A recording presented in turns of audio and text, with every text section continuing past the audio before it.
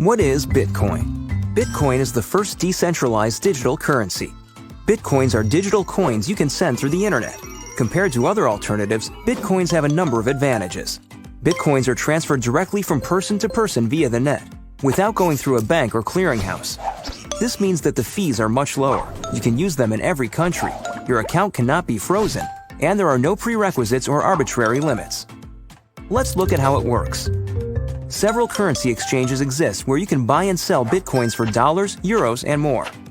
Your Bitcoins are kept in your digital wallet on your computer or mobile device. Sending Bitcoins is as simple as sending an email, and you can purchase anything with Bitcoin. The Bitcoin network is secured by individuals called miners. Miners are rewarded newly generated Bitcoins for verifying transactions.